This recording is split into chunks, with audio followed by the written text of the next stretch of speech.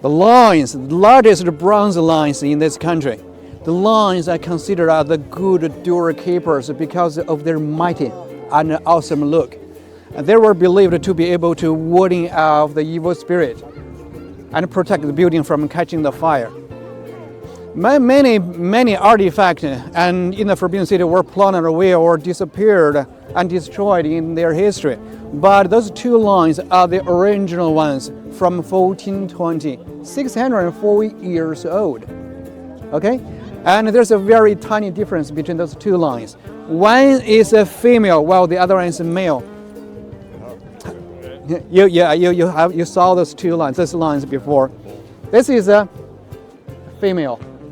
It's playing a baby cub under the foot, which represents the prosperity of the royal family offspring.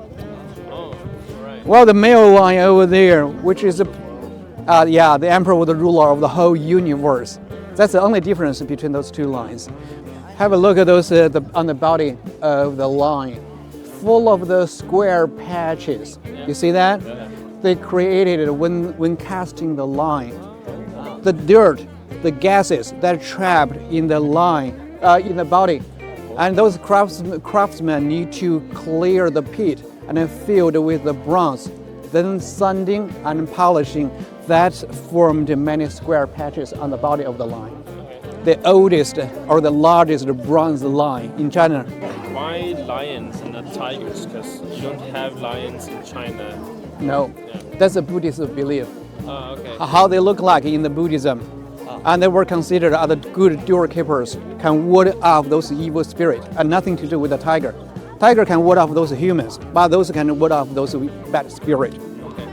So this cauldron is the oldest cauldron that kept in the Forbidden City, made in 1491.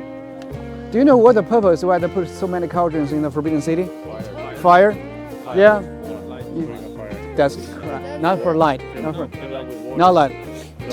Water. This is an old school extinguisher in the Forbidden City. There used to be 308 such cauldrons in the Forbidden City, but many of them were planted away during the Japanese occupation in 1940s.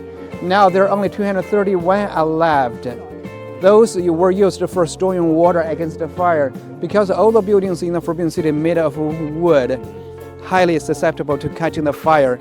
They needed an extinguisher to put out the fire. Fire. But you cannot lift up the water up to the top of the building. A lot of buildings were destroyed many times in their history. The fire caused by lightning, so nobody can carry the water up to the top of the building. In total, there were around 90 major fires broke out in the Forbidden City. It destroyed many buildings.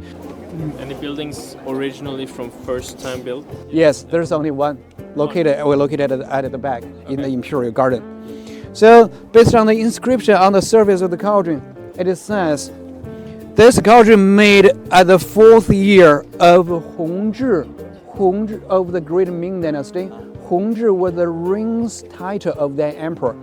This emperor who ruled the country for 18 years, which marked this cauldron the oldest cauldron ever kept in the Forbidden City now, from 1491. In 1492, Columbus discovered America. And then 6 years later, in 1498, this emperor who invented the toothbrush. You can Google him. Who was the inventor of the toothbrush? Yeah, because he was suffering from the toothache, and the imperial doctors advised him to rinse the mouth after eating something.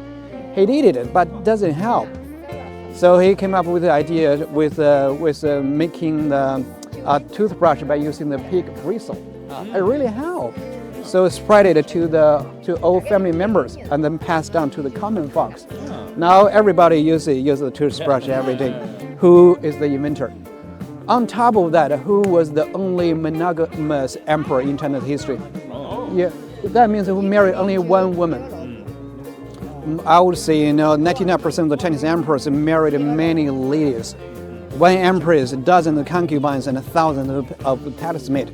He was the only one that married only one woman. but still concubines. No concubines. No concubines. Before 1992, people can actually walk into the palace, but now you can't. You can only take a look while standing in front of the door, but it's pretty dark inside. Okay. This is how it looks like inside.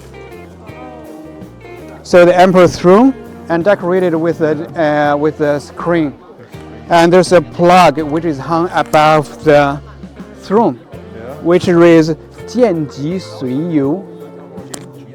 Yeah, that's the meaning, explanation, the meaning of these 4 characters.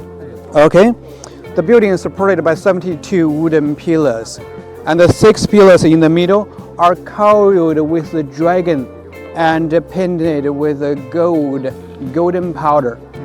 Okay, 72 pillars and occupies an area of 2,377 square meters. It is empty because the emperor do not come here very often, only 3 or 4 times a year. There's a very famous movie, one of the few movies ever be allowed to be filmed in the Forbidden City, The Last Emperor. The Last Emperor was filmed here. You seen that? Yeah. Okay, I got a short video clip over here. It was right here. His father was not the emperor, because the previous emperor had no son. He was designated. He was appointed by the dragon lady, the most powerful lady before she passed away. She appointed this boy as the emperor of the country. Okay. Supreme harmony, middle harmony. This is the preserving harmony. Okay. Preserving harmony, or the banquet hall. The building number 7, that was the place for the emperor to take a rest on their way from the inner court to the outer court. It served as the super fancy VIP chamber for the emperor. And the rehearsals for the important celebrations also take place in that palace. And this building over here called the Preserving Harmony, or the banquet hall, where the emperor to entertain the ministers, high-ranking officials during the Chinese New Year's Eve. That's why it's called a banquet hall. But during the Qing dynasty, after mid of the Qing dynasty, here was the place for the imperial examinations. There are 4 levels of the examinations held in the past, from the beginner's level, like a county level, provincial level, national level, and the imperial examination. Imperial examination, that was the highest. 300 scholars come from all over the country, so they were the best from the best. The elites from the elites, they would have the honor to take exams right in this palace, and which will be presided by the emperor himself. The best 3 scholars who score the highest, they would have the honor to walk through the central gate, which is reserved for the emperor only. So that was deemed as the best honor in the past. So this is a kind of a scenario, the scene, how they took examinations in this palace. 300 of them, and which started from the early, 300 scholars. That means they are the best from the million scholars in this country. They would have the honor to take the examinations over here. 3 of them will be the top 3, will be granted with the official titles. Okay, so it started from the early morning to the end of the day. Take place here once in every 3 years. And who makes the tests?